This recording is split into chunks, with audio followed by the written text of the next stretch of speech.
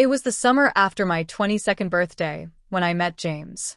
I had just graduated from university in Manchester and had moved to a small coastal town in Devon to work at the local library for a year. I told everyone it was for the quiet, for the sea air, and for the chance to find myself. Truthfully, I was running away from a relationship that had ended messily and from the city streets that still whispered his name. The library was an old converted chapel. Its arched windows letting golden light that made the dust look like it was floating in another world. Most of my days were quiet, returning books to shelves, helping children find storybooks, and making endless cups of tea in the staff room. James came in one Thursday afternoon. I noticed him straight away. Not because he was unusually handsome, though he was, in a way that didn't need showing off, but because he moved with an unhurried certainty. Most people in town rushed through errands, muttering about the weather, but James seemed to carry the calm of the sea inside him. He asked for help finding a book about restoring old boats. His voice was deep, steady, and unmistakably local.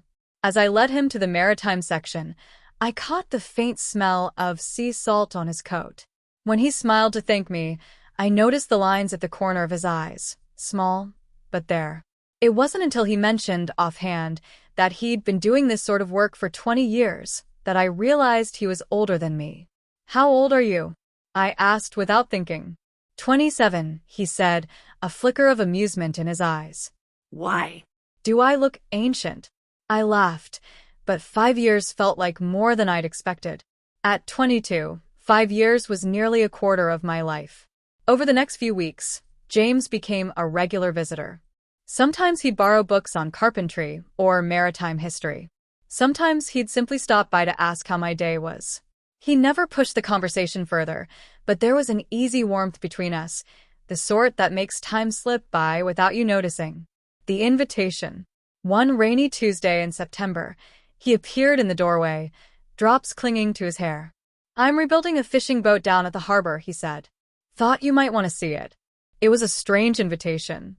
My evenings were usually spent curled up with a book, but something about the way he said it, casual, as if it didn't matter either way, made me say yes. The boatyard smelled of wet wood and oil. The boat itself was skeletal, its ribs exposed like the frame of a great animal.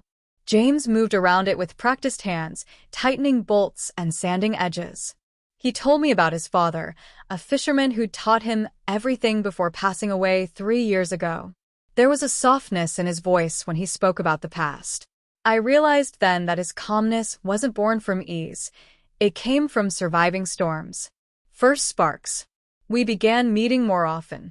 Sometimes at the library, sometimes down by the pier where the gulls screamed overhead. He'd bring coffee in paper cups and tell me stories about the sea, storms that had nearly tipped the boat, nights lit only by the stars, mornings when the water was so still it looked like glass. One evening in October, after a long day, I found him waiting outside the library. "Fancy a walk?" he asked. We walked along the shoreline, our boots sinking slightly into the wet sand. The sky was streaked with pink and gold, the waves whispering at our feet. At some point, without realizing, our hands brushed. Neither of us pulled away. "I like being with you," he said suddenly. It was the kind of thing people usually dress up in more words, but his honesty left no room for misinterpretation. I felt a heat rise to my cheeks. "I like being with you too." The age gap conversation. It wasn't until November that we talked about the 5 years between us.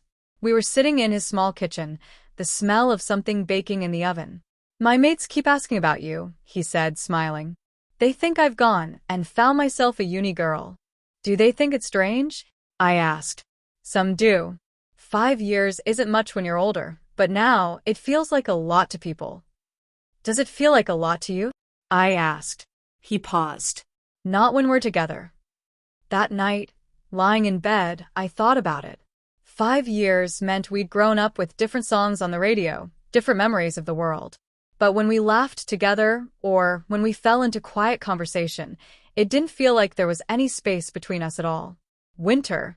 December arrived with frost on the windows. The town was small enough that rumors traveled quickly. I noticed a few curious glances when James and I walked into the local cafe. An elderly woman even leaned over and said, "Bit young for you, isn't she, James?" I felt a flush of embarrassment, but James just smiled politely and moved on. Later, as we walked back to his car, he said, "People will always have opinions. It's up to us whether we care." We spent Christmas Eve together. The harbor lights reflected off the water, and the air smelled faintly of pine from the decorated trees lining the pier. We exchanged small gifts. I gave him a leather-bound journal, and he gave me a silver necklace shaped like a tiny anchor. "It's to remind you you've got somewhere to come back to," he said. A small storm. In January, I got an email offering me a permanent job in London. It was everything I'd been working towards before I moved to Devon. Better pay, career growth, the kind of opportunity my parents would tell me not to pass up. But the thought of leaving James made my chest ache. When I told him, he was quiet for a long time. "It's your future," he said finally. "I don't want to be the reason you give it up." "I don't want to lose what we have," I said. We argued, not in raised voices, but in that brittle way where every word feels heavy. He worried that I'd resent him if I stayed. I worried that the distance would break us if I went.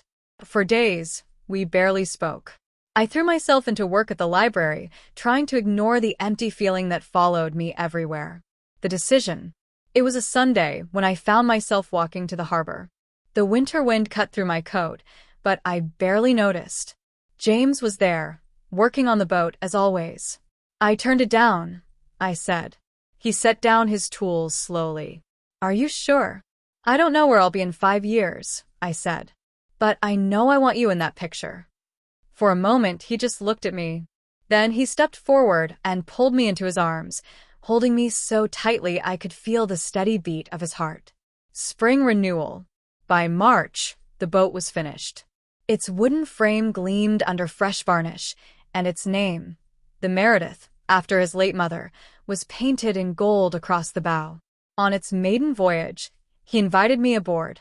The sea was calm, the sun warm against our skin.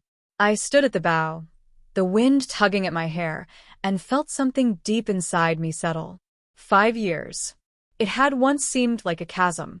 Now it was just part of the story, the chapter that made us who we were. We never pretended that the age gap didn't exist. Sometimes it meant we saw the world differently. Sometimes it meant explaining references the other didn't get. But more often than not, it simply reminded us that love isn't about matching timelines. It's about finding someone whose heartbeat feels like home.